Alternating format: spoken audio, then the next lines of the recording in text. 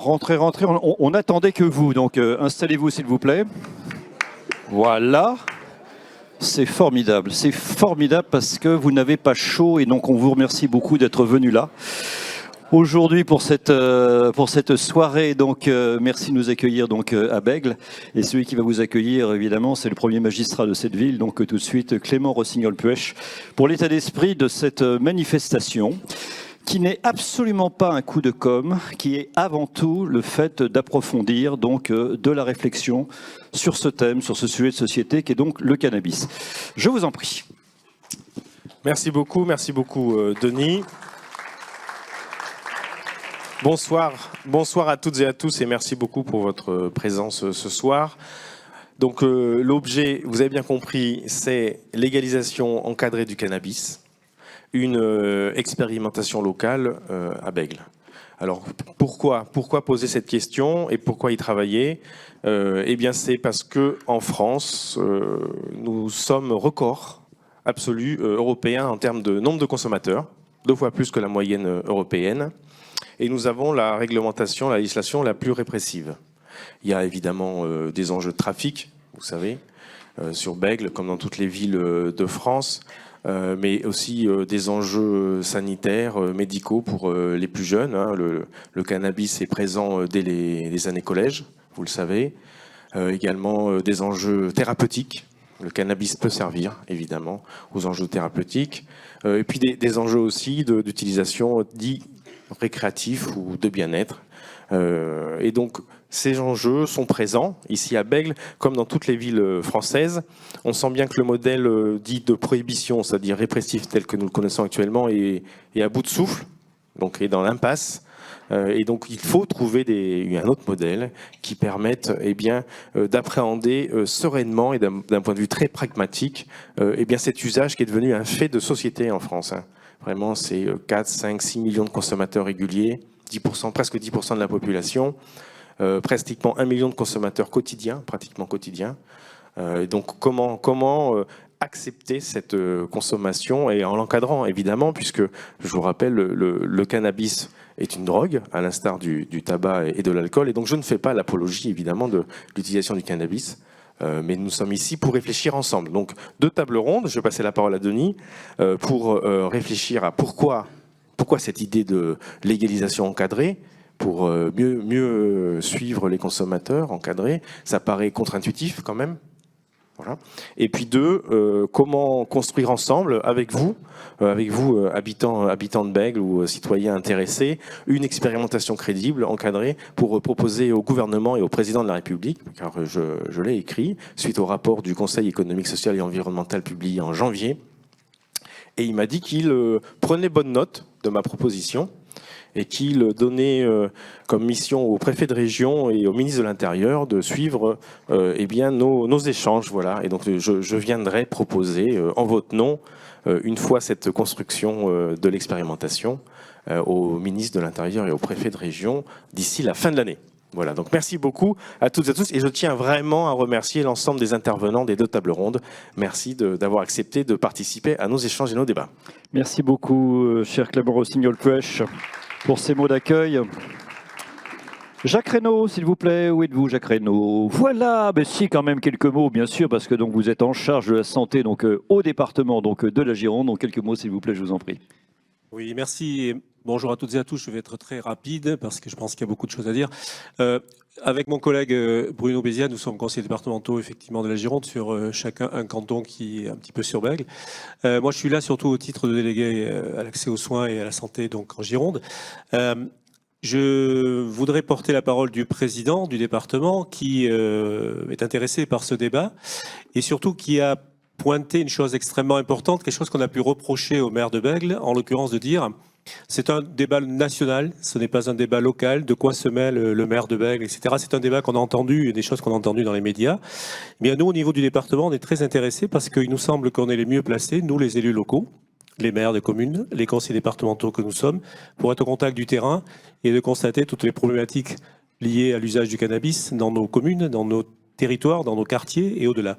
Donc, qui est mieux placé? Qui peut en parler le mieux que les élus locaux qui sont tous les jours au contact de la population? Et donc faire remonter ces problématiques auprès de nos élus nationaux, députés, sénateurs, parlementaires en général, pour qu'un jour et très rapidement, on puisse débattre d'un sujet qui est un vrai sujet sociétal.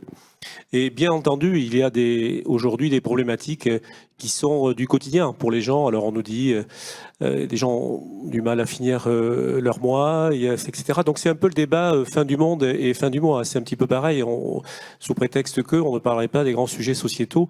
Et il me revient en mémoire, ici même à Bègles, il y a quelques années de ça, le prédécesseur de Clément Rossignol, Noël Mamère, avait également fait ce que tout le monde avait appelé un coup de com', et pourtant ce coup de com', ce mariage entre deux hommes, il est devenu aujourd'hui une loi.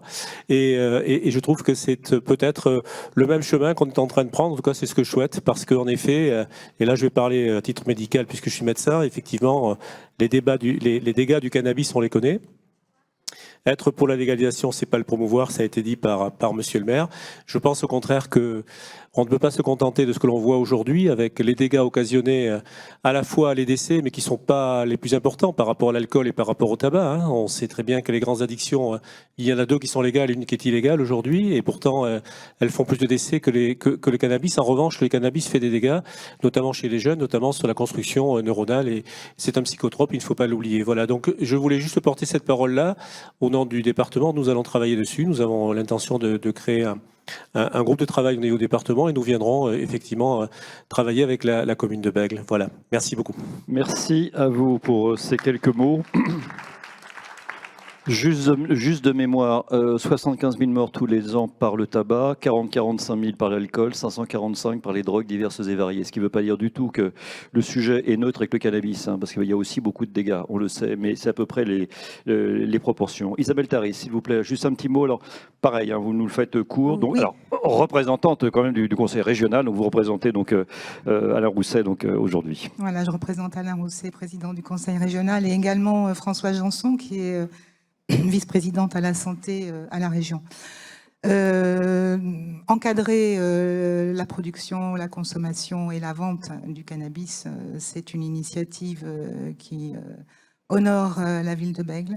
Et c'est pour cette raison que le président Rousset a signé la tribune, à la fois pour poser des conditions, enfin, et surtout pour poser des conditions d'évaluation en matière de santé publique, et aussi pour avoir une part active dans le suivi de la démarche.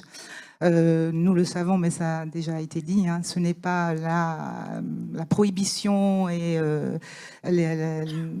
comment dirais-je, les engorgements dans les prisons et les tribunaux qui règlent le problème. Donc c'est une question qui touche tout le monde. C'est une inquiétude sociétale, et au-delà de l'inquiétude, il y a sans doute à cette époque des moyens de contourner et de trouver des solutions à ce problème. Donc répondre oui à cette expérimentation, c'est aussi ce qui nous permettra d'entendre des avis divers et variés, notamment d'experts qui travaillent sur cette question-là depuis de nombreuses années et qui trouvent la possibilité dans cette initiative d'exprimer le fruit de leurs recherches dont nous allons vous faire profiter, et ce qui vous permettra aussi d'éclairer vos avis sur la question. Plus personnellement, en tant que élue municipale également à Bègles sur une délégation santé, citoyenne béglaise, je tiens à rajouter quand même qu'il est de notre devoir en tant qu'élu et de notre responsabilité d'être à l'écoute de l'opinion publique qui fluctue sur ce sujet, selon l'actualité qui de près ou de loin nous touche notre jeunesse, perturbe les familles et parfois peut-être aussi nos enfants. Merci à vous, Isabelle Taris, pour ces quelques mots. Marlène Chekaya, s'il vous plaît, où êtes-vous? Voilà, pardonnez-moi Marlène Chekaya, donc vous êtes la suppléante du député donc Loïc Prudhomme, dans quelques mots s'il vous plaît aussi. Alors très court, j'apporte au nom de Loïc son soutien à la tribune et au débat, et je remercie monsieur le maire d'ouvrir le débat. Bah c'est bien, vous avez fait, c'est impeccable. Alors là... J'avoue, effectivement, c'est même en radio, vous voyez, pour nous, c'est parfois un peu court. Bon, alors, Je suis Ramsès II. On a retrouvé des traces de cannabis dans ma tombe de pharaon. Je m'appelle Jean Nicot. J'ai introduit de l'herbe à Nicot auprès de Catherine de Médicis, d'abord avec un côté très panacé, puis après ça s'est appelé donc le tabac. Je m'appelle Francisco, je suis péruvien, je mâche tous les jours donc de la coca parce que c'est sacré et que ça nous aide aussi à vivre.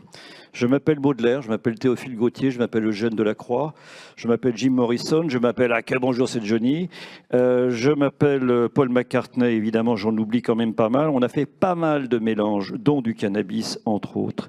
Je suis le Festival de Cannes, et alors là c'est merveilleux parce qu'en 2 semaines, je fais doubler le PIB de la Colombie d'un côté et du Maroc de l'autre. Je suis un grand fabricant d'anisettes et de spiritueux, je parraine des clubs de sport comme des soirées étudiantes. Je suis la manufacture de l'opium à Saïgon. La France y ouvre ses portes en 1882, administrée par la Régie française de l'opium. Alors, je sais, j'ai mélangé exprès toutes les drogues. Nous parlons bien du cannabis ce soir. Mais tout ça pour dire qu'en fait, aucune société, à aucune époque, n'échappe à la drogue, aux euphorisants, au plaisir, à l'oubli, au soulagement médical. Vous le prenez comme vous voulez, mais c'est absolument partout. Et dans toutes les sociétés et à toutes les époques. Ça a été ça. Ça, c'était juste un petit préambule. Alors, pourquoi légaliser? Donc, nous allons pouvoir en parler. Juste très vite, et c'est important, la ville de Bègle est une ville de partage. À partir de là, on s'est dit que cette animation, on allait la faire à 2. Alors, vous en avez un qui a une carte senior, SNCF, voilà, qui travaille à France Inter depuis 3 siècles et demi, mais enfin bon, ça c'est autre chose. Et puis vous avez, donc je m'appelle Denis Chessou, voilà. Et vous avez Anaëlle Cagnon qui est avec nous, et ça c'est génial. Voilà. Étudiante à l'Institut de journalisme donc de Bordeaux-Aquitaine, ça va être une première pour elle, mais elle va s'en sortir merveilleusement puisque donc, elle est en train d'exploser son master, donc c'est une merveille. Premier point, pourquoi légaliser? Deuxième point, quel modèle local de légalisation? Donc pourquoi légaliser? Je vais commencer avec vous, cher docteur, donc médecin psychiatre Jean-Michel Delille, donc avec nous. Peut-être effectivement les données ont déjà été rappelées par Monsieur le maire, donc sur le nombre d'usagers, donc on l'a dit aujourd'hui, mais quand même, parlons quand même de ce qui se passe dans le cerveau. Allons-y, vous êtes docteur, qu'est-ce que l'on constate? Je veux dire, chez les jeunes de 15 ans qui sont en plein développement, le cerveau ne va pas se terminer de se développer comme ça, donc ça va être plutôt vers 25 ans, mais qu'est-ce que ça donne, effectivement, le cannabis sur des cerveaux jeunes et sains? Eh bien, merci. Donc, je suis ravi d'être ici ce soir, effectivement, à l'invitation de Monsieur le maire, face à ce beau projet qui permettrait d'introduire un débat raisonné sur un sujet complexe. La situation ne peut pas se poursuivre telle qu'elle est, effectivement. On voit des millions d'usagers dans l'année, près d'1 million d'usagers quotidiens. On ne va pas tous les envoyer en prison. On sait que si on les envoie en prison, ça aggrave leur situation, que la stigmatisation des usages fait que les personnes qui ont des problèmes avec le cannabis ont encore plus de difficultés d'accès aux soins. Donc, tout ça ne fonctionne pas. Pour autant, il ne faut pas imaginer non plus que c'est un produit totalement anodin. Alors, effectivement, au début des années 70-80, beaucoup d'usagers étaient des jeunes étudiants, donc des gens 18, 20, 22 ans, 23 ans, et qui utilisaient souvent de manière ponctuelle et de manière relativement espacée, et qui arrêtait assez vite, finalement, vers 20 ans, 21 ans, 22 ans, quand ils commençaient à entrer au boulot. Ce qui fait qu'à l'époque, l'image du cannabis était totalement bénigne, à tel point que, bon, là, je suis président de la Fédération Addiction au plan national, mais historiquement, notre ancêtre, l'ANIT, qui était l'Association nationale des intervenants en toxicomanie, lors de ses journées nationales à Bordeaux en 94, s'était prononcé pour la dépénalisation des usages et pour la légalisation, y compris du cannabis. Alors, au vu des données actuelles et de l'impact sur les cerveaux des jeunes, j'y arrive, on est plutôt ouvert à des politiques de régulation contrôlées et encadrées qui permettraient de répondre d'une part à une volonté de déstigmatisation et puis avec des enjeux économiques enfin, qui seront développés par d'autres, des enjeux aussi d'embouteillage des systèmes de contrôle. Mais on se rend compte aussi que cette dangerosité fait qu'il y a besoin d'un encadrement parce que qu'est-ce qui se passe chez les jeunes? On ne savait pas en fait ce qui marchait dans le cannabis puisque le cannabis, la prohibition, les conventions sur les narcotiques narcotique, c'est 61, et la découverte des composés du cannabis, et Meshulam, c'est 65. Donc on a interdit la plante cannabis avant de savoir en fait quels étaient les principes actifs, ce qui je comprenais d'ailleurs. Et historiquement, on a découvert le THC, le CBD, etc. Alors la difficulté, c'est qu'on a découvert en même temps, grâce à Meshulam, que dans notre cerveau, nous avions des circuits cannabinoïdes. C'est-à-dire on fabrique, nous tous, là, ce soir, et ce matin, notamment les enfants aussi, fabriquent des cannabinoïdes endogènes, qui eux sont des neuroprotecteurs. C'est-à-dire c'est des substances qui protègent le cerveau et qui font notamment, c'est important aussi pour la période de la grossesse, parce que ça évite qu'il y ait des incidents neurologiques chez les bébés pendant la grossesse et dans la première naissance. L'inconvénient, comme toujours en biologie, c'est que si on reçoit du cannabis exogène, donc par exemple en fumant, ou si la maman fume pendant la grossesse, ce qui va être un des éléments à contrôler. Le cannabis, le THC à ce moment-là va passer dans le cerveau du cerveau, et par effet de feedback, il va faire effondrer la fabrication des endocannabinoïdes, c'est-à-dire de nos cannabinoïdes à nous, si j'ose dire. Mais autant eux sont protecteurs, si on les effondre, les autres, ils sont pas protecteurs, en fait, parce que ça a un effet beaucoup plus intense. Ce qui fait que ça a des effets, au contraire, qui sont de fragilisation au niveau cérébral. Alors, c'est pas très bon pendant la grossesse, on avait dit. Et la deuxième phase où c'est pas bon, c'est pendant l'adolescence, aux alentours de 15 ans, parce qu'il y a une deuxième phase de maturation, où vraiment il y a une accélération de la maturation cérébrale avec des phénomènes d'élagage, enfin des divers phénomènes, et où l'arrivée brutale de quantités importantes de cannabis va avoir un effet de fragilisation du cerveau, globalement. Alors ensuite, ça dépend de la qualité de cerveau qu'on a, de l'environnement qu'on a, du contexte social, du contexte globalement, familial. on va pas le recommander. Mais c'est pas très bon. Oui, et c'est pas très bon, alors systématiquement au plan cognitif. Et ça, c'est très embêtant parce que c'est une période d'apprentissage, c'est une période de scolarité, ce qui fait que des gamins vont perdre un petit peu de chance par rapport à ce quoi ils... Alors on a des gens qui sont, on a vu, qui sont Et puis il y a des déscolarisés. personnes, il y a des personnes qui peuvent avoir des effets aigus, là, puisque vous demandez ce qui se passe. Alors c'est rare. Il peut y avoir des attaques de panique, des crises d'angoisse, la parano, etc. Alors tout à l'heure, on évoquait une situation où la majorité, effectivement, des usagers de cannabis n'ont pas de problème particulier. Alors moi, effectivement, je suis psychiatre, donc je reçois ceux qui ont des difficultés. Donc c'est un point de vue un peu particulier. Mais toujours est-il que ce que l'on voit, c'est beaucoup chez ces jeunes gens des difficultés aiguës et qui, dans certains cas, peuvent être durables, notamment avec des troubles psychotiques. Ce qui, évidemment, est un point qui actuellement est très surveillé en santé publique, parce que là, c'est une vraie difficulté. Et notamment, c'est réfléchi au niveau européen, avec un suivi attentif dans la plupart des grandes villes d'Europe, pour voir l'incidence des troubles psychotiques qui est modulée en fait par les teneurs en THC disponibles dans une grande ville. Ce qui veut dire que c'est différent, effectivement, suivant donc les différents pays, que l'on soit en Suisse, en Suède, etc. Il y a des écarts assez sensibles, c'est-à-dire on se rend compte que dans des villes, notamment du nord de l'Europe, ou les pays scandinaves, ou les Pays-Bas aussi, où c'est également très suivi, le Danemark, la Norvège, on se rend compte qu'il y a une courbe linéaire, enfin c'est dans des études récentes, même, qui sont très très robustes, entre l'incidence des nouveaux cas donc de troubles psychotiques et les teneurs de THC du cannabis disponible. Et ce qui est très intéressant, c'est que les dernières études danoises ont montré qu'il y avait une augmentation en fait de la part attribuable de troubles psychotiques liés au cannabis qui a suivi l'augmentation des teneurs. Alors ça ne veut pas dire, si on suit bien le raisonnement, c'est pas un facteur causal direct, c'est ni nécessaire ni suffisant. C'est-à-dire il y a beaucoup de jeunes, hélas, qui vont pouvoir développer ce trouble sans jamais avoir fumé, et beaucoup de gens qui fument qui ne développent pas le trouble. En revanche, ça accroît le risque. Actuellement, on connaît la part attribuable. C'est pour les pays à faible teneur en THC, c'est 15% des nouveaux cas à peu près. Dans les pays à haute teneur en THC, Danemark, c'est 30% des nouveaux cas de troubles psychotiques qui sont attribuables au cannabis, c'est-à-dire qu'ils n'auraient pas développé ce trouble s'ils l'avaient pas eu. Donc c'est des éléments à prendre en compte par rapport à ce qu'on peut dire en termes d'encadrement. Vous avez compris, grossesse, mineur, teneur en THC. Bon, alors justement, si on légalisait l'affaire, qu'est-ce que ça permettrait, à votre avis, d'éviter, vous, d'un point de vue donc médical ? Alors, ce que ça permettrait d'éviter, déjà, c'est la stigmatisation et le retrait d'accès aux soins et aux conseils pour ceux qui peuvent avoir des problèmes. C'est-à-dire que lorsque l'on est planqué pour fumer, etc. et tout, de toute façon, ça se passe dans l'ombre et ça se passe pas bien. Voilà. Et ça aggrave les problèmes. Et puis, il y a des éléments qui sont évidents. Alors, on a vu des progrès, d'ailleurs, qui ont été faits aux États-Unis, dans certains États qui ont procédé à des politiques de légalisation contrôlée, avec des teneurs contrôlées, etc.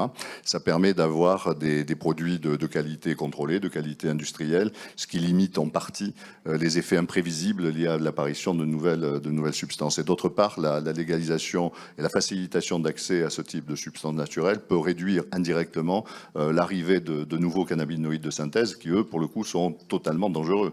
On parlait du HHC là, toute la semaine dernière, là, depuis mardi, mais même auparavant, il y a eu des incidents très graves en France qu'on a repérés à l'OFDT dans la région parisienne, avec des héroïnomanes qui se sont retrouvés en surdosage, hospitalisés avec perte de conscience, et les analyses ont montré que ce qui s'était passé, en fait, c'était pas tellement l'héroïne, c'est qu'il y avait des cannabinoïdes de synthèse.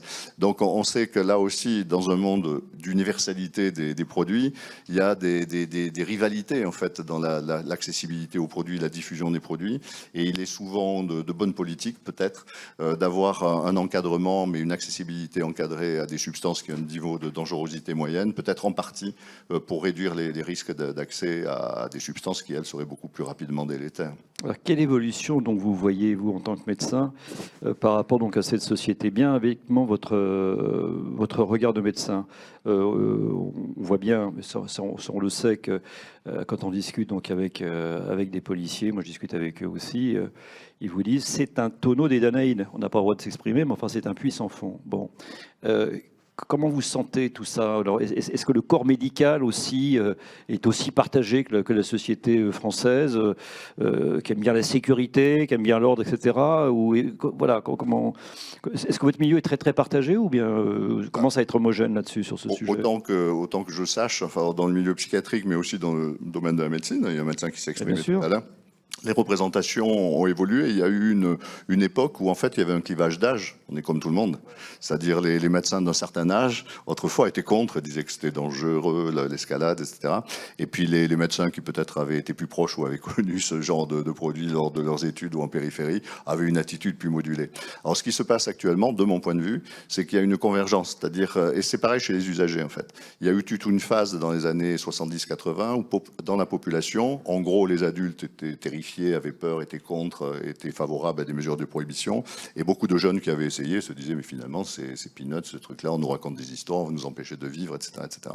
Le seul effet bénéfique lié à l'augmentation de la prévalence des usages de cannabis en France, c'est le courant des années 90. C'est pas maintenant, c'était dans les années 90. Là, il y a eu une augmentation extrêmement rapide. L'effet bénéfique, c'est que la population des usagers a pris conscience du fait qu'il y avait une petite difficulté. C'est-à-dire, ceux qui pensaient que vraiment c'était complètement anodin, des jeunes, ils ont vu autour d'eux des jeunes qui commençaient à décrocher, qui somnolaient en classe le matin, qui avaient des problèmes de sommeil, des problèmes d'appétit, qui déprimaient, qui avaient des crises d'angoisse, qui avaient de la parano. Donc ils se sont dit, mais on n'a pas inventé ça. Et puis ils ont commencé à voir aussi des trucs un petit peu plus graves. Ce qui fait que finalement, on a assisté à une régulation d'une certaine manière en termes de réduction des risques dans la population des usagers, je pense. Ce qui fait qu'actuellement, on assiste à un phénomène important par rapport à la légalisation. C'est vraiment un sujet de réflexion. C'est que la prévalence des usages de cannabis chez les jeunes à 17 ans diminue en France. Elle diminue depuis 10 ans pratiquement. En partie en lien avec la diminution des usages de tabac d'ailleurs. Ce qui fait que ce à quoi on assiste actuellement, et ça c'est une très bonne nouvelle, hein, ce à quoi on assiste actuellement, c'est plutôt une translation d'âge. C'est-à-dire les jeunes qui avaient fumé dans les années 80-90 et pour certains se sont accrochés. Alors le débat pour l'accrochage usagers de cannabis, c'est à peu près entre 10 et 15% des usagers qui ont un risque de s'accrocher au cannabis. C'est à peu près pareil que pour l'alcool en fait. Et donc ces 10-15%, ils ont vieilli en fait.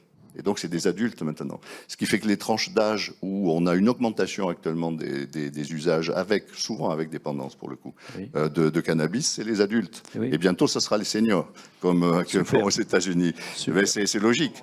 Et donc là, c'est un problème parce que là, c'est des personnes qui vont avoir encore plus de difficultés de dire qu'ils utilisent un produit illégal. Ils vont pas le dire à leur employeur, ils vont pas le dire autour d'eux, ils vont pas facilement en parler à leur médecin, etc.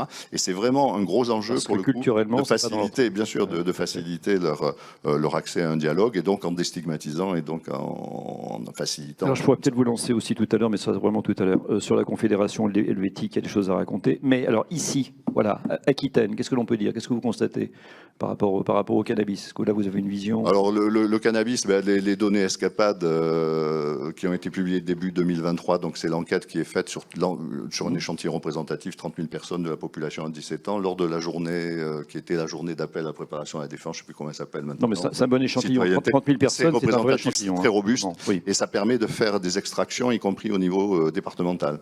Alors la mauvaise nouvelle, c'est qu'en Aquitaine en général, rurale en Gironde spécifiquement et dans la communauté urbaine de Bordeaux encore plus, on est en surreprésentation par rapport au niveau de consommation de cannabis chez les... généralement, ce qui est lié un peu à notre position géographique, à la tradition festive, enfin à toutes sortes de mécanismes. Bon, et Bec BD à Biarritz ne fait pas monter les taux. Non, d'accord. Okay. No comment. Non, mais on avait dit pas de nom. Vraiment, on avait dit pas de nom.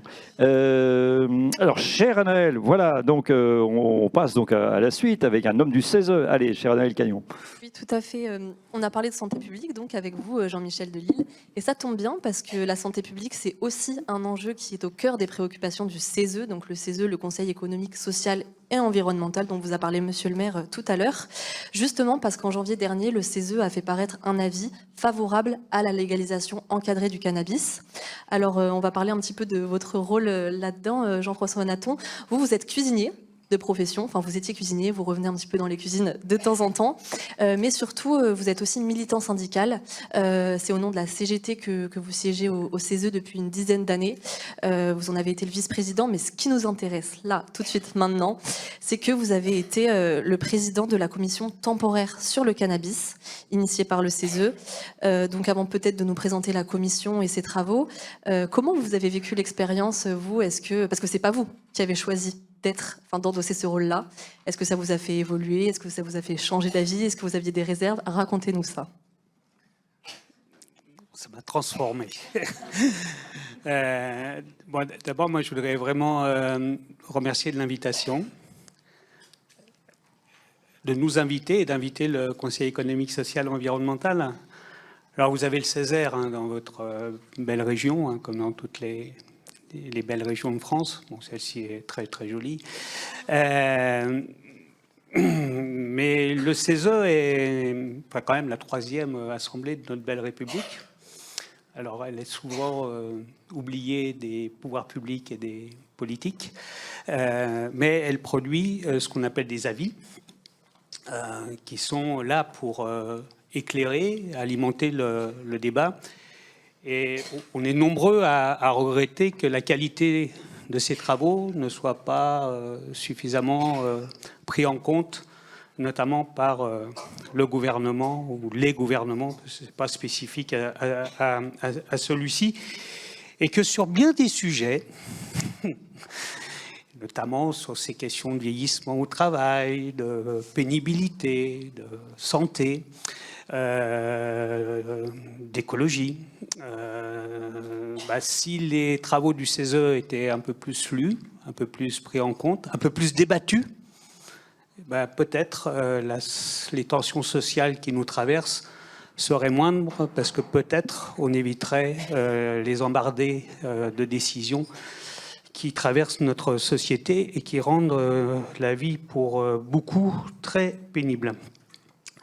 Alors le CESE donc s'est saisi de ce sujet. C'était une décision, une décision politique du bureau, je vais dire, dans la dynamique du président Baudet. On était dans le contexte où la coalition qui prenait le pouvoir en Allemagne avait dans son programme, je vais dire, une stratégie d'avancer sur la légalisation. Et on est dans un contexte européen où de très nombreux pays d'Europe soit sont passés, je vais dire, dans une légalisation, soit s'interrogent. Et puis, il y a la spécificité France, où c'est non à tout et voilà, blocage. Et donc le CESE a souhaité en fait jouer son rôle, se saisir du sujet et construire un avis pour participer du débat public nécessaire. Et ce, en quoi l'initiative de Monsieur le maire est si utile, que ce soit à Bègles, mais il faudrait que ce soit dans le pays entier, que se produisent des soirées. Est-ce qu'il y a tant besoin d'apaisement? Ça viendra. Il y a tant besoin d'apaisement. On est quand même dans une société fracturée et on a besoin de se parler et on a besoin de se calmer et d'être un peu plus dans la raison que dans la passion. Et donc cet avis s'inscrit dans cette volonté-là, voilà, d'être utile et de partir des faits. Et moi, je remercie parce qu'on a eu... on a passé 11 mois de travaux, et là, je n'aurai de cesse de remercier, mais vous allez les écouter tout à l'heure, nos 2 rapporteurs, et puis l'équipe administrative. On est tous présents, là. On est tous descendus à Bègles. Hein. C'est toute l'équipe que vous avez, là, qui a construit cet avis. C'était un gros travail pour... oui, de donner à penser, mais à partir d'une réalité, voire d'une vérité. Vous êtes allé sur le terrain. Voilà, donc on a, ouais. et puis on a fait du terrain. On a fait ce qu'on appelle dans notre jargon du aller vers. Donc on s'est déplacé. Le CESE, je veux dire, s'est transporté, notamment à Toulon et à Marseille, pour rencontrer ceux qui font. Parce que ceux qui font, c'est ceux qui savent. Voilà, c'est le travail au cœur. Donc, écoutez le corps médical, écoutez les travailleurs sociaux, écoutez les forces de police. Et à cet instant, j'aurais là aussi, le CESE sert aussi à ça. Dans nos auditions, on a osé une table ronde police-justice. Vous avez écouté les usagers aussi ou pas? Et les usagers. Et les associations, les usagers.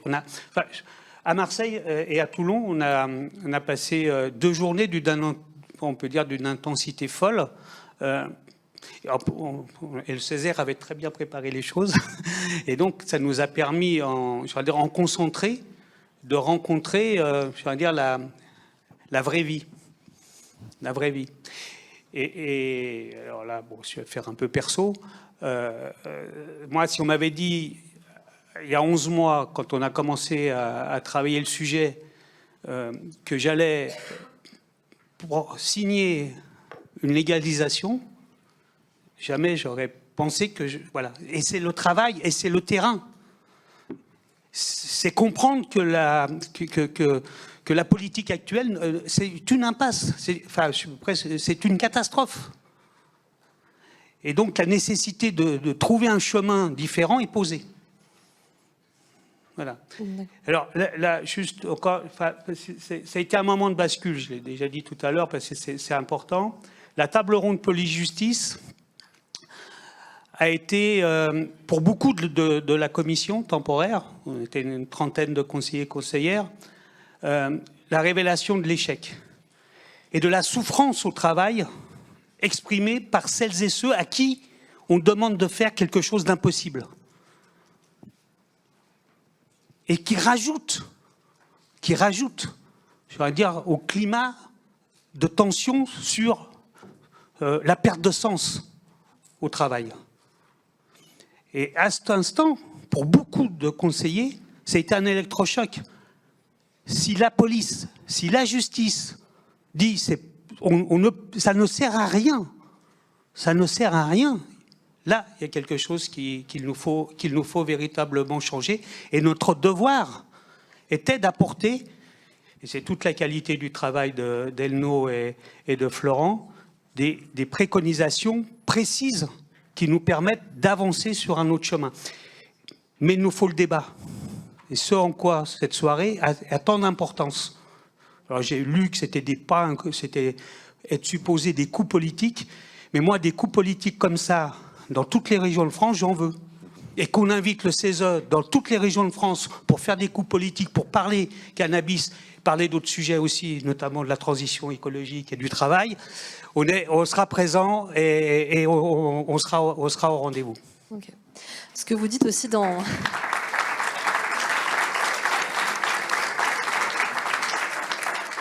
Ce que dit aussi cet avis du CESE, c'est que finalement tout ce tabou qu'il y a autour du fait de ne pas parler de la consommation de cannabis, en fait c'est ça aussi qui fait qu'il n'y a pas vraiment de prévention parce que l'information ne circule pas, notamment auprès des plus jeunes.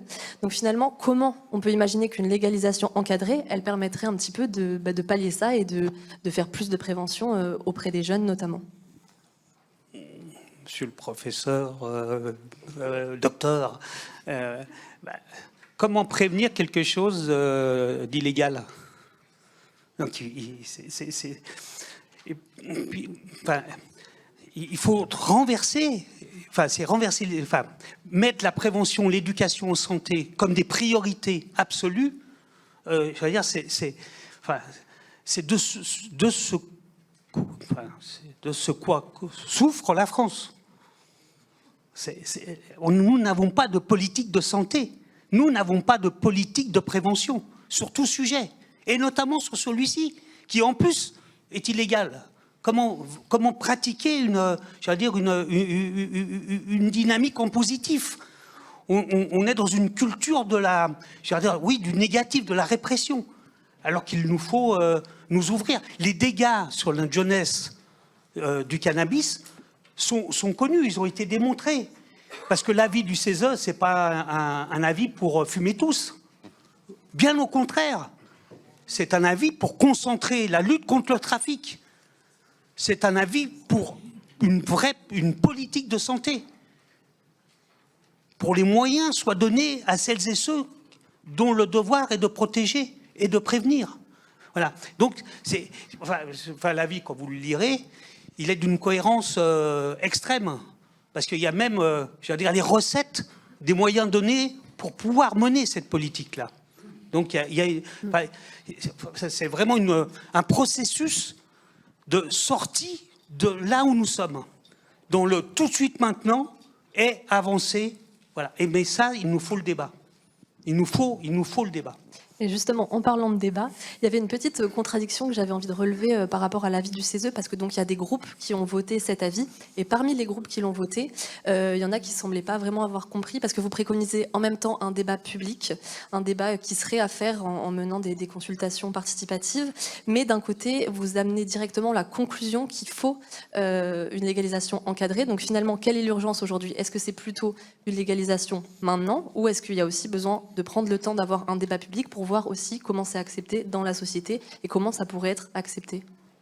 Je ne vais pas employer un terme qui est connoté maintenant, le en même temps, mais il nous faut, ça va être souligné notamment par Florent, mais on a besoin de mettre un terme à l'injustice. On a besoin et donc il y a des mesures à prendre immédiates. Et dans le même temps, il nous faut construire les réponses qui vont amener à cette légalisation encadrée. Et ça passe par le débat. Ça se construit, c'est faire société sur ce débat-là. Et donc dans ce débat-là. Et c'est trouver ensemble. Et donc nous, on a les préconisations du CESE, mais il y a d'autres lieux, d'autres temps, d'autres rapports qui peuvent apporter. Et donc nous,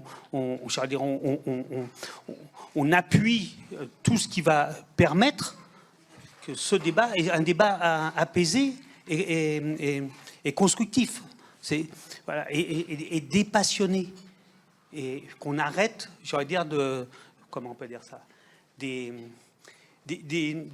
propos qui tendent et qui stigmatisent. Il faut vraiment, il y a trop de malheurs actuellement pour en rajouter, alors qu'on pourrait faire différemment. Merci beaucoup pour votre expérience. Merci beaucoup à vous. C'est vrai qu'en vous écoutant, sur des sujets d'environnement, d'écologie, je me dis depuis 3 siècles, je me disais que la France est un pays très très bon sur le curatif en ce qui concerne l'environnement et la santé. On est très mauvais sur le préventif, dans les deux mêmes cas. C'est-à-dire sur l'environnement, on n'est pas bon, en préventif, on n'est pas bon non plus, effectivement, sur ce domaine de santé. Oui, merci à vous pour cela. Et donc, c'est vrai qu'on a aussi besoin quand même, puisque nous sommes sur un sujet donc à la fois de société, sujet médical, sujet de santé, et aussi un sujet juridique.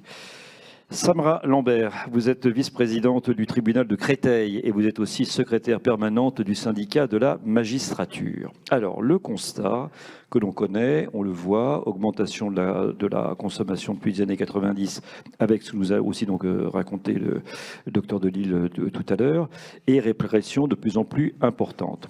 Qu'est-ce que l'on fait de ce constat lorsque l'on est magistrate par rapport à ça ? Alors, je vous remercie pour cette question et cette invitation qui résonne tout particulièrement dans le contexte où justement on voudrait taire la parole des magistrats, c'est important pour nous, syndicats de la magistrature, de pouvoir rappeler ici que la justice, ce n'est pas l'affaire des juges, mais des citoyens de la société civile. Et en l'occurrence, cette question des drogues, que ce soit de l'usage ou du trafic, des réponses qu'on peut y apporter, c'est une question qui nécessite de se tourner vers cette société civile pour bâtir une politique publique cohérente. En l'occurrence, le constat que l'on fait, et nous, c'est notre rôle en tant qu'organisation syndicale de magistrats, c'est de rendre compte aux citoyens et de parler de nos dysfonctionnements, des dysfonctionnements de l'institution judiciaire. Le constat qu'on fait, c'est que le cadre légal a fait la preuve de son inefficacité. Qu'est-ce qu'on pourrait attendre de la législation actuelle répressive? Ce serait une baisse de la consommation, c'est pas le cas. Une baisse des trafics, c'est pas ce qu'on observe. Et une diminution des usages à risque. Quand on sait que appeler alors qu'on est en difficulté dans le cadre de sa consommation peut conduire à une condamnation, on voit tout le paradoxe de notre législation. Les interpellations ont été multipliées par 3 en 20 ans. Je vais vous donner quelques chiffres. Mais quand on dit le problème au niveau des drogues, c'est que la justice n'est pas assez sévère, les interpellations ont été multipliées par 3 en 20 ans. Et le nombre de condamnations a doublé entre 2004 et 2018. Avec des peines d'emprisonnement, car oui, on peut encore aller en détention pour un usage, et des peines d'emprisonnement de plus en plus importantes. Ça a été dit avant, mais c'est également un peu la triple peine. Les personnes que l'on interpelle vont passer dans le cadre de procédures de traitement rapide, essentiellement la comparution immédiate, être incarcéré, prendre de l'emprisonnement et puis ensuite ne pas sortir dans le cadre d'un accompagnement vers la sortie, d'un aménagement de peine parce que précarisé. Donc on accentue, on auto-alimente finalement cette précarisation que l'on dit vouloir combattre par cette législation. Alors qu'est-ce que l'on attend de ça? C'est-à-dire que comme on sent qu'il y a une perte de sens, que cherche la pénalisation aujourd'hui, quoi? Et bien Est-ce qu'on fait du chiffre? Non mais voilà. Oui. Pour nous, en tout cas c'est ce qu'on porte au syndicat de la magistrature, on est véritablement dans une logique de rationalisation, d'affaires qui entrent, d'affaires qui sortent. Et quand on met en place l'amende forfaitaire délictuelle, c'est-à-dire une amende à tout usager, sans individualiser, sans évaluer la question de cet usage, est-ce qu'il est problématique 200 euros ou pas, à chaque fois, c'est ça? Voilà. Est-ce que cet usage est problématique ou pas? On met une amende. On n'est plus dans le rôle que l'on attend de la justice, puisque d'ailleurs on en exclut l'accès au juge et on en exclut tout travail d'individualisation et la perte de sens. Effectivement, le CESE l'a particulièrement souligné et c'est important pour nous ensuite de la déconstruction qui se dessine là de notre justice en France. On fait des saisies spectaculaires, mais concrètement, il n'y a pas de travail d'investigation qui est fait sur le démantèlement de réseaux. On est sur une réponse plutôt automatique, systématique, rapide. Il faut du chiffre pour faire du chiffre, mais derrière, on n'a pas de dimension de résultats au niveau de la santé, de la prise en charge de personnes qui nécessiteraient une prise en charge. Pour la justice, la personne qui consomme est soit malade, soit délinquante, soit les deux en même temps, donc elle va aller en prison avec en plus une obligation de soins, comme un remède miracle. Et en réalité, ça ne fonctionne pas.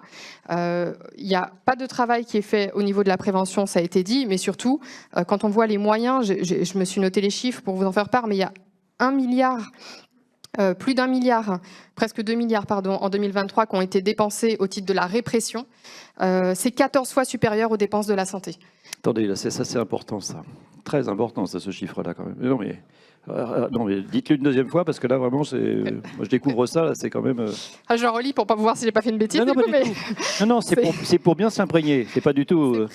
C'est presque, effectivement, 2 milliards en 2023 dépensés sur la répression. Et pour le coup, ce qu'on porte au titre du syndicat de la magistrature, c'est... on a débattu, là, ça y est, en fait, depuis des années, 2003, le Sénat, la mission d'information 2011, le CESE avait déjà mis le paquet aussi, il continue le combat. En fait, il y a 2 Français sur 3 jugent inefficaces les politiques répressives actuelles. Donc maintenant, en fait, il faut du courage politique. Et il faut y aller, en fait. C'est-à-dire qu'en fait, c'est un petit peu ça, effectivement. Souvenez-vous, je veux dire, 74, donc Simone Veil, et aussi d'ailleurs Valéry Giscard d'Estaing, donc, qui était président de la République. Donc il y a eu un courage politique. Sur la peine de mort, c'était encore autre chose. Il a fallu aussi un courage politique. C'est pas les mêmes sujets, tout ça, on est bien d'accord. Mais aujourd'hui, dans cette période où le discours sur l'insécurité est plus facile à porter, est-ce qu'on peut avoir ce courage politique? C'est plus simple d'avoir un discours sur la sécurité que là, sur la dépénalisation. Qu'est-ce que vous sentez là? C'est tout l'intérêt de décloisonner justement notre analyse de ce qui se joue et de pouvoir être dans la transversalité de la question, c'est-à-dire se mettre autour d'une table, que ce soit les soignants, les chercheurs, pour pouvoir co-construire en fait. Et là, en l'occurrence, on a le bagage et le CESE, dans son rapport, recentre tous ces bagages pour y aller. Nous, ce qu'on porte, c'est la dépénalisation, donc c'est-à-dire la suppression des sanctions liées à l'usage. Oui. Et si on supprime les sanctions liées à l'usage, le corollaire, pour ne pas laisser la main aux trafiquants, c'est effectivement une distribution encadrée légalement, pour permettre un contrôle de ce qui est vendu, de la qualité du produit, éviter des usages à risque. Et l'un ne peut pas se faire sans l'autre. Donc le bon point d'équilibre, ce serait celui-là, aujourd'hui pour vous. Et est-ce que, même question, c'est-à-dire que ce que j'ai posé à Jean-Michel Delisle, c'est à savoir, alors évidemment, il peut pas faire une statistique sur tous les médecins et tous ses collègues médecins, il connaît mieux les psychiatres que les autres, mais où est-ce qu'on en est au niveau de la magistrature globalement? Est-ce que c'est mûr, ça aussi, cette affaire-là? Alors, il y a des expérimentations de justice résolutive de problèmes où justement les acteurs se parlent et se parlent dès l'interpellation. Concrètement, pour à peine schématiser ce qui se passe, normalement une personne est interpellée, et les forces de sécurité intérieure appellent le procureur. Le procureur, c'est devenu un opérateur téléphonique avec un casque qui dit ça va là, ça va là, ça va là. Dans ces expérimentations, ça va là, c'est-à-dire il va être jugé en comparution immédiate ou il va être jugé à telle date, il va être déféré, etc. La justice, là, ce qu'elle est en train de devenir, et quand on parle de perte de sens, c'est ça.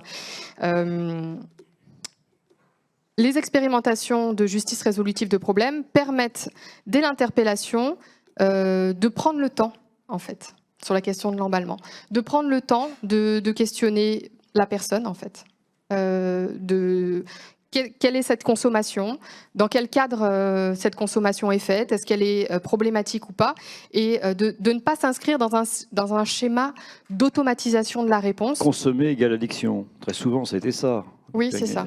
C'est de sorte. Il faut changer de paradigme. Consommer, ce n'est pas nécessairement être addict. Ce n'est pas nécessairement. En l'occurrence, c'est pour le moment un délit. Mais l'équation n'est pas mathématique. On ne peut pas dire une personne qui consomme doit avoir une obligation de soins, doit aller en prison. Ça ne marche pas. Merci à vous, Samra. Alors là, nous avons aussi. Oui, il faut l'applaudir. Ah, mais vous avez de belles tables rondes, ça a été bien construit de la part de Bègle, ça rigole pas. Cher Anaël, là, un témoignage aussi qui va être fort. Oui, on va terminer avec vous, Amine Kessassi. Vous venez du sud, puisque vous êtes originaire de Marseille. Vous avez grandi dans le quartier de Frévalon, donc dans le 13e arrondissement, ce qui fait que vous connaissez bien les quartiers nord de la ville. Et vous êtes aussi le fondateur et le président de l'association Conscience, qui a été créée en 2020. Donc c'est une organisation qui cherche aussi à changer le destin des jeunes de quartier. Vous avez permis de la déployer dans 35 villes de France, ce qui n'est pas rien. C'est un combat. C'est votre combat parce que vous-même, vous avez une histoire personnelle forte en lien avec les trafics de stupéfiants et donc de cannabis qui vous a amené à vous positionner en faveur d'une légalisation encadrée. Est-ce que vous pouvez nous raconter cette histoire ? Bien sûr. Déjà, bonsoir à toutes et à tous et je suis ravi d'être ici parmi vous aujourd'hui. Merci au maire pour son invitation et pour l'organisation de ces temps qui sont importants et ces temps d'échange qui sont vraiment primordiaux. Et effectivement, moi je suis président d'une asso qui s'appelle Conscience. L'objectif de Conscience, c'est de sortir des jeunes des quartiers populaires, de les emmener vers l'emploi, vers l'éducation, vers la formation, vers un tas de choses. Et un des dispositifs qu'on porte, c'est un dispositif d'accompagnement des familles victimes. On accompagne des mamans qui ont perdu des enfants dans des homicides, qui soient liés au trafic de stupéfiants ou pas. J'ai moi-même perdu un grand frère il y a à peu près 2 ans. Il a été retrouvé calciné dans le coffre d'une voiture. Tout ça parce que aujourd'hui on le dit pas assez, mais il y a effectivement les décès qui sont liés à la consommation de cannabis, les décès qui sont liés aux consommations de drogue, mais il y a aussi à côté de ça toute une économie parallèle qui s'est développée. Il y a aussi à côté de ça des grands réseaux, des réseaux internationaux qui emploient des jeunes de nos cités, qui emploient des jeunes de la main-d'œuvre qui ne sont rien pour eux au final, et on oublie généralement de le dire. Et ces jeunes-là, c'est ceux qui sont à chaque fois en première ligne, c'est ceux qui sont confrontés à cette violence dans les quartiers, qui sont confrontés à cette stigmatisation aussi, qui sont confrontés à tous ces problèmes liés à ce problème de société. Et c'est pour ça que je pense aujourd'hui que cette question de la légalisation du cannabis, elle est primordiale. Il ne faut pas l'évoquer à elle seule. Moi, je pense que la légalisation du cannabis, c'est une solution, c'est une des solutions qui va nous permettre de combattre avec de vrais moyens cette fois, parce que cette politique de la répression, et Samra nous l'a rappelé, cette politique de la répression, elle ne mène à rien. Les réseaux, ils n'ont pas cessé, le nombre de jeunes qui sont dans les réseaux, ça n'a pas diminué, le nombre de trafics, ça n'a pas diminué, donc cette politique de la répression qu'on mène depuis plus de 20 ans aujourd'hui, on constate qu'elle ne sert à rien. Moi, je viens d'une ville où chaque semaine, je vais voir des mamans pour leur présenter des condoléances. Je viens d'une ville où chaque semaine, j'entends des enfants dire « ça a tiré dans mon quartier, il y a eu des coups de feu ». Et c'est comme ça que les jeunes de notre ville y grandissent. C'est comme ça que les jeunes de notre pays sont en train d'évoluer. J'entendais tout à l'heure dire que quand on consomme du cannabis, ça risque d'atteindre nos neurones, etc. Ça, même quand on ne le consomme pas, ça atteint nos neurones. Parce qu'actuellement, on vit sous les balles, actuellement, on vit sous ces violences. Et ça, c'est juste anormal. Pour vous raconter une toute petite anecdote, on était avec un délégué du préfet en train de visiter un quartier qui s'appelle les Micoucouliers, et la veille il y avait eu un homicide dans ce quartier, et on a rencontré des jeunes, donc je leur demande de témoigner devant le délégué du préfet, d'expliquer ce qui s'est passé, et un des jeunes répond non, en ce moment il n'y a rien qui est bizarre dans le quartier, tout va bien. Et donc je lui demande, mais il n'y a pas eu un homicide hier? Oui, à part ça, tout va bien. On est en train en fait de vivre dans cette banalisation qui est tout à fait anormale. Et encore une fois, cette légalisation du cannabis aujourd'hui, elle va sauver des vies humaines, elle va sauver des familles, elle va faire en sorte justement que, avec toutes les mesures qu'on va continuer à prendre à côté de ça, parce que la légalisation du cannabis, c'est pas la solution miracle. La légalisation du cannabis, c'est ce qui va permettre le retour de la police de proximité, c'est ce qui va permettre le retour des services publics dans nos quartiers, c'est ce qui va permettre le retour de tout un tas d'actions sur l'éducation, redessiner les cartes scolaires par exemple, ramener de l'emploi, de la formation dans ces cités vers ces jeunes qui sont le plus éloignés de tous les dispositifs qui existent. Et cette légalisation du cannabis, moi je pense, et Anaëlle, tu nous posais la question tout à l'heure, je pense qu'il y a le temps du débat et il est important, mais il y a aussi le temps de l'action, parce qu'en attendant, il y a encore des jeunes qui meurent chaque jour dans toutes ces villes. Donc pour vous, c'est vraiment une urgence aujourd'hui? Aujourd'hui, c'est plus qu'une urgence. Aujourd'hui, c'est une priorité. C'est ce qu'on doit faire maintenant. Et c'est très bien que la commune de Bègles se propose, parce que on va pouvoir le faire maintenant, aujourd'hui. On va pouvoir tester, on va pouvoir comprendre, on va pouvoir réfléchir autour de ça. Et puis après, il va falloir impulser quelque chose au national. Et ça, c'est tout aussi primordial.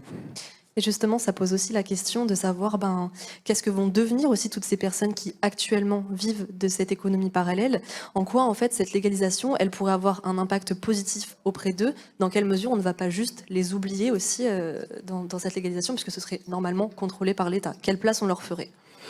Alors, c'est pas quelle place on leur ferait, c'est nous quelle place on veut prendre, et je pense que ça c'est important, et c'est pour ça aujourd'hui que j'ai accepté de venir témoigner, parce que mon rôle il est pas là, mon rôle il est pas de dire sur la santé des consommateurs ça va donner ça, c'est pas ce qui m'intéresse, même si c'est important, même si c'est un travail qui est primordial, et les docteurs, les usagers aussi doivent le faire. Moi, ce qui m'intéresse aujourd'hui, c'est qu'est-ce qu'on va faire de ces jeunes, qui vivent de ces trafics, comment on va les inclure dans cette légalisation. légalisation, comment on va travailler avec eux, comment on va faire cette transition avec eux, parce que la justice, elle a besoin de cette législation pour pouvoir avancer, pour pouvoir avoir un souffle, mais il va falloir construire ça avec les jeunes, il va falloir construire ça avec ces dealers, il va falloir construire ça avec les consommateurs aussi, et sans ça, et je le dis, sans ça, la légalisation ne servira à rien, parce qu'on va continuer à avoir des réseaux parallèles dans les cités. Si on légalise et que l'État met de fortes taxes dessus, et j'ai alerté là-dessus, on va avoir, tout comme les cigarettes, des trafics à côté de ça liés au prix, et aujourd'hui, c'est ce qu'il faut mener, c'est vraiment, et c'est ce qu'on disait, la prévention, elle est primordiale là-dedans, c'est qu'une fois qu'on aura légalisé, on va pouvoir appeler à la responsabilité des consommateurs. Si à côté de ça, il y a encore des réseaux, si à côté de ça, il y a encore des trafics parallèles qui existent, on va pouvoir taper un peu sur la responsabilité des consommateurs et leur expliquer que s'ils achètent la drogue qui sera vendue légalement, ben, c'est une drogue légale. Avec cet argent, on va créer de l'emploi, on va continuer à agir sur la santé publique, on va faire des choses, et qu'à côté de ça, s'ils achètent la drogue qui sera illégale et qui sera vendue par ces réseaux, ils vont permettre à ce que ces réseaux achètent des armes, et que ces réseaux brisent encore des familles, que ces réseaux fassent encore une fois que des mamans se retrouvent endeuillées et que des familles entières se retrouvent brisées.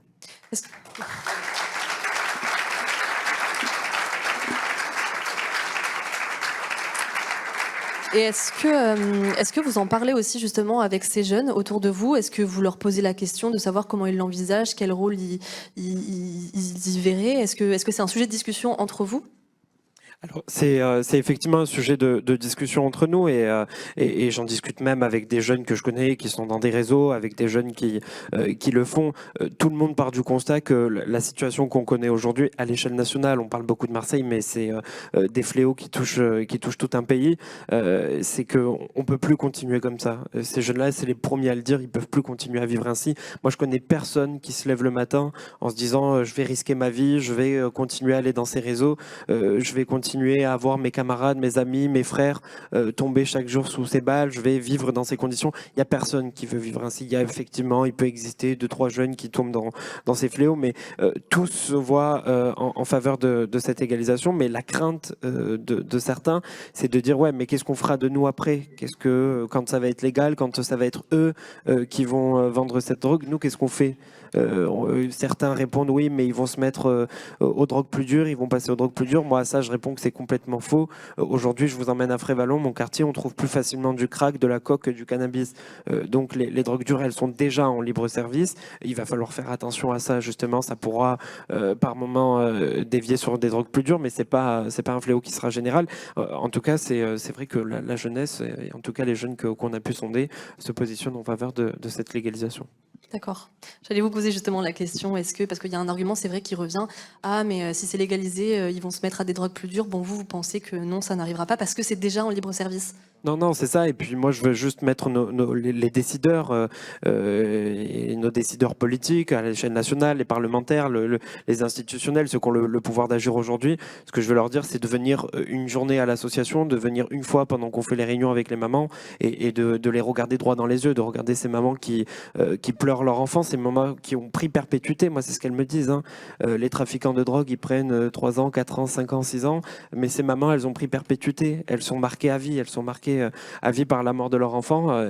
Et je pense qu'aujourd'hui, on doit avoir le courage politique. On parlait de courage politique tout à l'heure.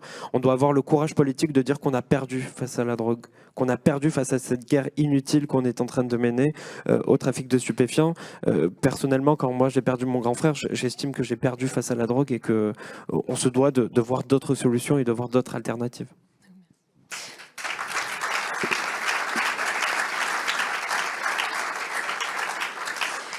Il y a un avis que j'aimerais bien demander à quelqu'un autour de cette table, c'est vous, Jean-François Nathan, parce que dans le CESE, du coup, vous traitez, dans le rapport et l'avis du CESE, vous traitez de cette question justement. Qu'est-ce qu'on fait de ces acteurs historiques du marché du cannabis, en disant aussi qu'ils ont peut-être une expérience à apporter dans une possible légalisation encadrée? Comment justement on les intègre? Comment s'assurer qu'ils seront bien intégrés à un tel dispositif? Comment vous nous les recyclez? C'est la prise en compte de l'expérience et des compétences acquises. Bon, ça, c'est le. Oui, ça, c'est d'accord. Voilà, non, mais c'est un des sujets, c'est le sujet. Ça, c'est aussi notre immersion rapide mais bien dense à Marseille qui nous a amené à intensifier ces préconisations. Parce que quand vous prendrez conscience, lecture de la vie, il y a toute une logique dans la vie. Non, mais si vous nous le faites court, là, comment on fait là? Moi, je reviens là-dessus, effectivement. Et sur mon CV, je vous mets, j'ai 5 ans de deal, etc. Bon, qu'est-ce que je fais avec ça, quoi? Alors là, on a pris appui. Parce qu'il y a toute une... c'est venu tout à l'heure dans le débat dans la table ronde. Une des chances, oui, c'est que dans ce débat que nous devons apaiser, il y a toute une expérimentation dans d'autres pays. Et notamment au Canada et dans certains États américains, l'échec de certaines politiques a été de ne pas intégrer les acteurs historiques, on va dire, dans le processus de légalisation. Et donc, dans nos préconisations, il y a tout un volet sur l'utilisation, l'intégration des jeunes, notamment, pour leur permettre de participer de cette légalisation, pouvoir d'agir, en faire des acteurs, en fait. Cette légalisation doit s'accompagner d'une émancipation, d'une sortie, en fait, de l'emprise dans laquelle ils se trouvent. Et c'est merveilleux de la manière dont personne se lève le matin avec la joie au cœur pour aller dealer. Donc là, il y a quelque chose de... C'est une question de dignité. Et dans toutes les préconisations que l'on fait, il y a tout aussi comment on va utiliser, en fait, bénéfiquement l'argent produit, l'argent de la drogue. Pour réintégrer. Au lieu qu'elle aille, à Dubaï, financer, on ne va pas rentrer trop dans les détails, mais c'est comment cet argent, rentre dans l'économie, mais l'économie saine, et participe aussi du financement de toutes nos politiques de prévention dont on a tant besoin de finances. Donc il y a une logique. Produire, France, vous verrez aussi dans la vie, Denis a repris l'histoire en fait des drogues. Enfin, le chanvre, c'est le cannabis, c'est du chanvre. C'est consécutif à l'histoire de l'humanité. Nous sommes ce que nous sommes aussi grâce à cette plante qui nous a permis de tisser, qui nous a permis de construire, qui nous a permis... le chanvre n'est pas que... Et qui permet de soigner. Jean-Marie Peul, qui a été un formidable botaniste, génial et raconteur du vivant, donc a été un des premiers, on avait fait ça il y a 20 ans, donc on s'est fait évidemment engueuler et tout, mais sur absolument les bienfaits utilisés évidemment comme il faut, d'un point de vue médical, je parle sous le contrôle de Jean-Michel, mais sur l'apaisement que l'on peut avoir, donc sur les douleurs, sur les articulations, voilà, il y a aussi des tonnes de bienfaits. Donc, mais vous avez raison, on est issu de ça. Donc on est... le chanvre, le cannabis, accompagne en fait l'humanité depuis l'origine humaine. Et moi, j'ai découvert dans les auditions, Israël, les EHPAD, il n'y a plus d'anxiolytiques. L'anxiolytique, c'est le... Et alors, j'ai eu un petit mot de... faut toujours... C'est un truc d'avenir pour les seniors, c'est génial. J'ai dit... Il y aura je souhaite une préconisation, mais ils n'ont pas voulu me suivre. Préconisation, interdiction jusqu'à 25, à partir de 60, on peut y aller. Mais bon, ils n'ont pas voulu, donc voilà. Mais là, il y a un vrai débat. Donc, bien des pays, d'un point de vue, le cannabis thérapeutique, et j'aurais dire quelque chose d'une banalité folle. Total. Et nous, on est encore dans l'expérimentation. Ouais, heureusement, ça se fait un peu loosé parce que. Ah oui, on loose des. Oui, on se cache pour le faire. Bon, écoutez, donc, amis boomers, vous avez de l'espoir, donc, grâce aussi à ça. On vous remercie donc beaucoup et donc on va passer à notre deuxième temps. Alors je vous rassure, c'est aussi votre soirée. Vous aurez un sacré temps d'échange. N'ayez crainte, hein, vous allez pouvoir donc intervenir. Je salue parce que je ne l'ai pas fait tout à l'heure. Je me semble qu'on est relié quand même sur un certain nombre de réseaux sociaux là. Donc c'est ça, on est voilà. Donc on vous salue, vous qui êtes derrière tranquillement, peut-être avec un verre d'alcool, je ne sais pas du tout, enfin en train de nous regarder. Mais voilà, donc en tout cas bienvenue. Vous le disiez déjà depuis le début à Bègle. Deuxième partie. Alors deuxième partie, quel modèle de oui. On vous remercie beaucoup.